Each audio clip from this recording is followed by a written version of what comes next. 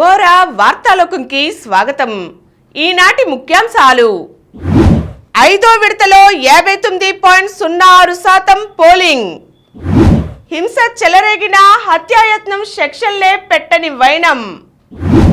Bengaluru rave పార్టీలో తెలుగు ప్రముఖులు. Iran అధ్యక్షుడు రైసీ దుర్మరణం. సెల్ ఫోన్తో హై బీపీ, కండరాలపై ఒత్తిడి. ఛత్తీస్గఢ్లో ఘోర ప్రమాదం. రోజుకు ఏ పోషక పదార్థాలు ఎన్ని గ్రాములు? ఈరోజు వార్తలను చూద్దాం. 5వ విడతలో 59.06% పోలింగ్. లోక్సభ ఎన్నికల క్రతువులో మరో అంకం ముగిసింది. సోమవారం 5వ విడతలో 6 రాష్ట్రాలు 2 కేంద్రపాలిత ప్రాంతాల పరిధిలోని 49 లోక్సభ స్థానాల్లో పోలింగ్ జరిగింది. పశ్చిమ బెంగాల్లో అక్కడక్కడ స్వల్ప ఘర్షణలు, ఒడిశాలో కొన్ని చోట్ల ఈవీఎంలలో చిన్న సమస్యలు తప్ప పోలింగ్ ప్రశాంతంగా ముగిసింది. కడపటి సమాచారం అందేసరికి 59.06% పోలింగ్ నమోదైంది. పశ్చిమ బెంగాల్లో అత్యధికంగా 73.14%, మహారాష్ట్రలో అత్యల్పంగా 54.22% పోలింగ్ జరిగింది. జమ్మూ కాశ్మీర్లోని బాదాముల్లాలో ఏకంగా 59% పోలింగ్ నమోదు కావడం విశేషం. ఇది ఆ లోక్సభ స్థానం చరిత్రలోనే అత్యధికం. మొత్తం మీద ఇప్పటిదాకా 25 రాష్ట్రాలు, కేంద్రపాలిత ప్రాంతాలలోని 428 లోక్సభ స్థానాలలో పోలింగ్ ముగిసింది. మిగతా 115 స్థానాలకు మే 25న, జూన్ 1న 6, 7 విడతల్లో పోలింగ్ జరుగుతుంది. ఇరాన్ అధ్యక్షుడు రైసీ దుర్మరణం. ఇరాన్ తూర్పు అజర్బైజాన్ పర్వత సానువుల్లో హెలికాప్టర్ కుప్పకూలిన ఘటనలో ఆ దేశ అధ్యక్షుడు ఇబ్రహీం రైసీ ప్రాణాలు కోల్పోయారు. ఆదివారం ఆయన ప్రయాణిస్తున్న హెలికాప్టర్ దట్టమైన అటవీ ప్రాంతంలో కనిపించకుండా పోయిన సంగతి తెలిసినదే. ఆ ఘటనలో విదేశాంగ మంత్రి Hussein Amir Abdollahian, East Azerbaijan province governor Malik కూడా చనిపోయారని ఇరాన్ అధికారిక మీడియా సోమవారం ప్రకటించింది. రైసీ మరణ నేపథ్యంలో ఫస్ట్ వైస్ ప్రెసిడెంట్ మొహమ్మద్ మొజ్బర్ను తాత్కాలిక దేశాధ్యక్షుడిగా నియమిస్తున్నట్లుగా సుప్రీం లీడర్ ఖమానీ తెలియజేశారు. అధ్యక్షుడు మరణ వార్త తెలిసిన ఇరాన్ శోకసంద్రంలో మునిగిపోయింది. ఆయన ఆత్మకు శాంతి చేకూరాలని ప్రత్యేక ప్రార్థనలు మొదలయ్యాయి. 5 రోజులు సంతాప దినాలుగా పాటించనున్నారు. లెబనాన్, సిరియా సైతం 3 రోజులు సంతాప దినాలుగా ప్రకటించాయి. భారత్ సైతం నేడు సంతాప దినంగా ప్రకటించింది. కాగా ఇబ్రహీం రైసీ ప్రస్తుత ఇరాన్ సుప్రీం నేత అయాతుల్లా అలీ ఖమీనీకే కాక అంతకు ముందు అధినేతగా ఉన్న ఖొమైనీకి సన్నిహితుడే. ఈ ఇద్దరి అధినేతల అండతోనే మత బోధకుడిగా ప్రస్థానం ప్రారంభించిన రైసీ అధ్యక్ష స్థాయికి ఎదిగాడు. రైసీ సంస్కరణవాది కాదు, కరడుగట్టిన సాంప్రదాయవాది. మత ప్రబోధకుడిగా జీవితం ప్రారంభించారు. తరువాత అంచెలంచెలుగా ఎదిగారు. ఇజ్రాయెల్ హమాస్ యుద్ధం జరుగుతున్న వేళ రైసీ మరణం ఇరాన్కు ఎదురుదెబ్బే. ఎందుకంటే టెహ్రాన్ తన చరిత్రలోనే తొలిసారి ఇజ్రాయెల్పై ఇటీవల నేరుగా డ్రోన్లతో దాడి చేసింది. అణుశుద్ధి కార్యక్రమంలోనూ పురోగతి సాధించింది. రష్యా, చైనాలతో దగ్గరవుతోంది. అమెరికాకు వ్యతిరేకంగా ఒక బలమైన కూటమిని తయారు చేయాలన్న సంకల్పంతో ముందుకు వెళుతోంది. ఇజ్రాయెల్ హమాస్ పోరులో పాలస్తీనియన్లకు అండగా నిలుస్తూ ముస్లిం దేశాలలో పెద్దన్న పాత్ర పోషిస్తోంది. హింస చెలరేగిన హత్యాయత్న సెక్షన్లు పెట్టని వైనం. వందల మంది వైకాపా వర్గీయులు రాళ్లు, మారణాయుధాలతో దాడులకు తెగబడితే హత్యాయత్నం సెక్షన్లే పెట్టలేదు.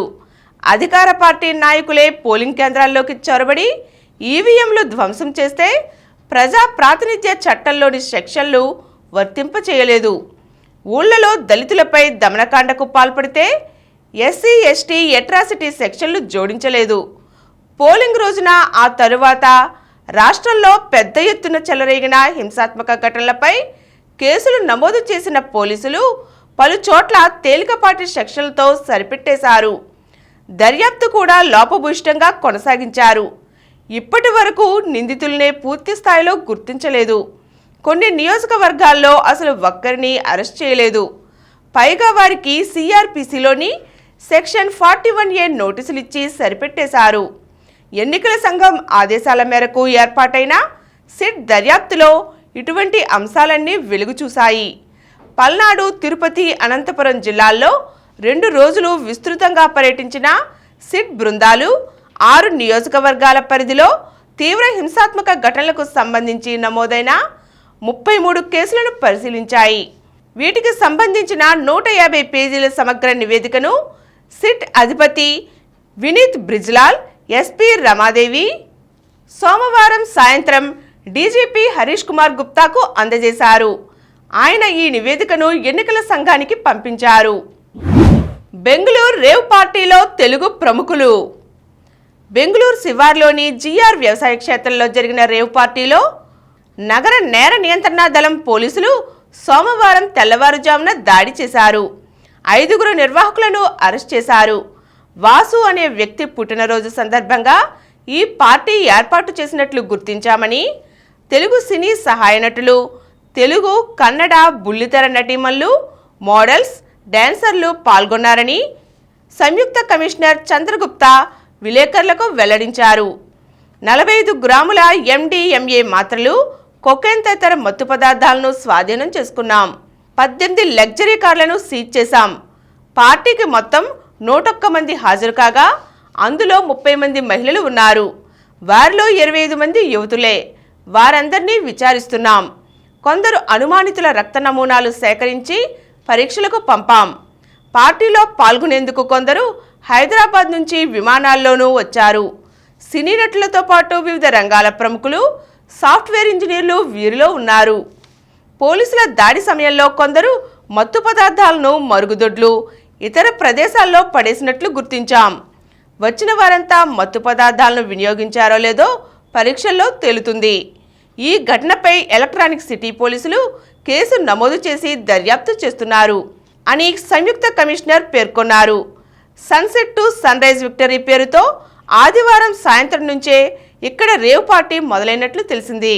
చెవులు చిల్లులు పడేలా సంగీతంతో హోరెత్తించడంతో స్థానికులు విసిగిపోయి పోలీసులకు సమాచారం చేరవేశారు.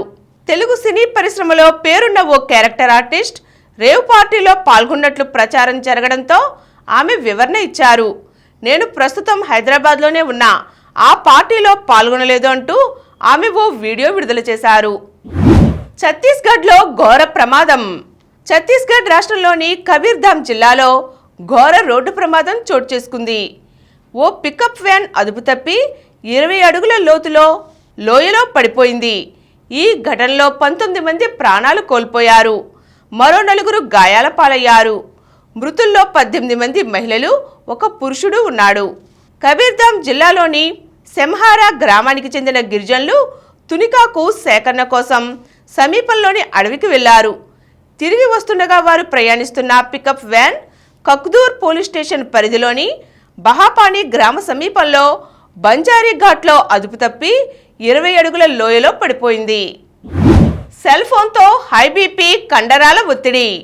మొబైల్ ఫోన్లో ఎక్కువసేపు మాట్లాడితే అధిక రక్తపోటు ప్రమాదం పొంచి ఉందని పరిశోధకులు హెచ్చరిస్తున్నారు. దైనందిన జీవితంలో ప్రధాన పాత్ర పోషిస్తున్న సెల్ ఫోన్ అంతే స్థాయి అనారోగ్య సమస్యలు కూడా కారణమవుతోంది.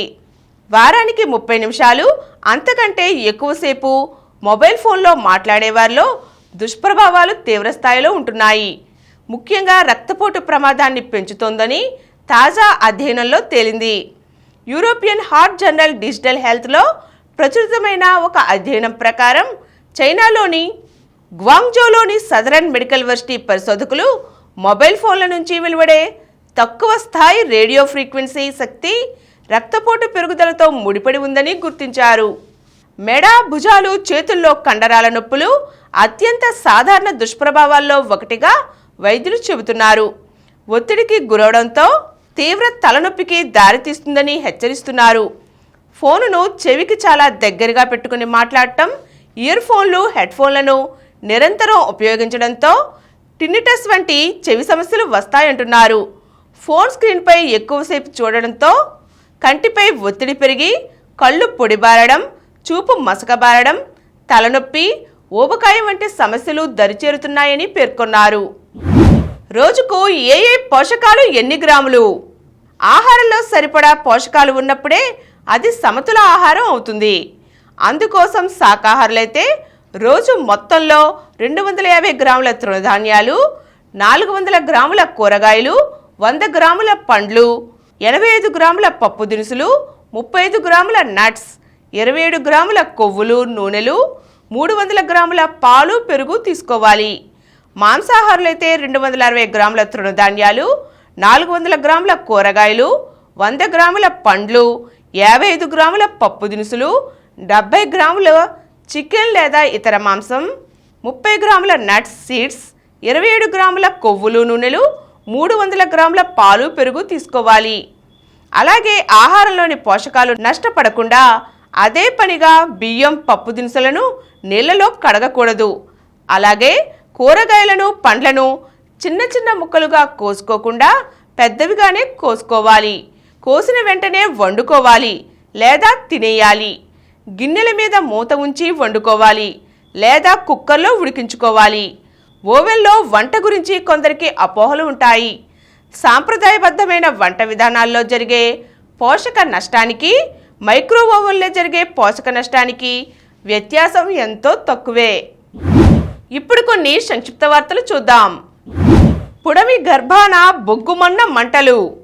జార్ఖండ్ రాజధాని రాంచీ సమీపంలోని ఖలారి రేంజ్లో బొగ్గుగని నుంచి సోమవారం అగ్నికీలలు ఎగిసిపడ్డాయి. భూగర్భంలో చెలరేగిన ఈ మంటల కారణంగా టన్నుల కొద్దీ బొగ్గు కాలి బూడిదయింది. బాలుడి డ్రైవింగ్తో 2 మృతి. పూణేలో ఆదివారం తెల్లవారుజామున రోడ్డు ప్రమాదం జరిగింది. ఓ బైక్ను లగ్జరీ కారు ఢీకొనడంతో ద్విచక్ర వాహనంపై వెళ్తున్న 2 యువకులు అక్కడికక్కడే మరణించారు.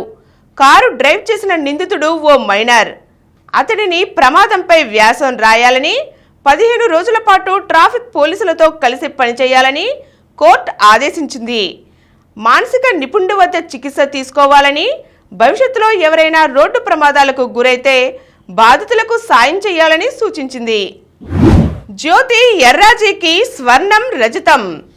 కొత్త సీజన్లో భారత మహిళా అథ్లెట్ ఆంధ్రప్రదేశ్ అమ్మాయి జ్యోతి ఎర్రాజీ మరోసారి మెరిసింది. జర్మనీలో జరిగిన కుర్ఫాజ్గాలా మీట్లో జ్యోతి 1 స్వర్ణం, 1 రజతం గెలిచింది. ఆనంద్కు 3వ స్థానం. కాసాబ్లాంకా చెస్ వేరియంట్ టోర్నమెంట్లో ప్రపంచ నెంబర్ 1 మ్యాగ్నస్ కార్ల్సన్ విజేతగా నిలిచాడు. 4 మేటి గ్రాండ్ మాస్టర్ల మధ్యలో మొరాకోలో 6 రౌండ్ల పాటు జరిగిన ఈ టోర్నీలో కార్ల్సన్ 4.5 పాయింట్లతో అగ్రస్థానాన్ని పొందాడు. 5 సార్లు ప్రపంచ మాజీ ఛాంపియన్ భారత దిగ్గజం విశ్వనాథన్ ఆనంద్ 3 పాయింట్లతో 3వ స్థానంలో నిలిచాడు. ప్రపంచ రికార్డుతో పసిడి పథకం సొంతం చేసుకున్న దీప్తి. ప్రపంచ పారా అథ్లెటిక్స్ ఛాంపియన్షిప్లో భారత అథ్లెట్ తెలంగాణకు చెందిన దీప్తి జివాంజీ పసిడి పథకంతో మెరిసింది. ప్రపంచ రికార్డుతో ఆమె స్వర్ణం సొంతం చేసుకోవడం విశేషం. జ్యోతికాశ్రీ బృందానికి స్వర్ణం. ఆసియా 4x400 మిక్స్డ్ రిలేలో భారత జట్టు జాతీయ రికార్డు. నేడు తొలి క్వాలిఫైయర్లో కోల్కతాతో హైదరాబాద్ ఢీ. గెలిస్తే నేరుగా టైటిల్ పోరుకు, ఓడినా మరో అవకాశం. మ్యాచ్ రాత్రి 7:30 గంటల నుంచి ప్రారంభం. మరిన్ని వార్తా విశేషాలతో రేపటి గోరా వార్తాలోకంలో కలుద్దాం. Thank you.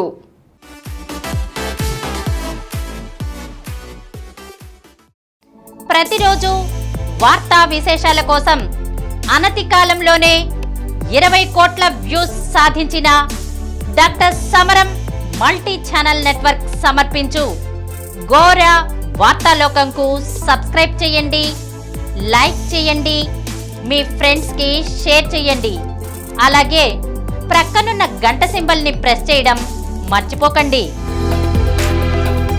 Please download Samaram multi-channel app and watch your favorite channels from your mobile. App available on Google Play Store and subscribe to the channels.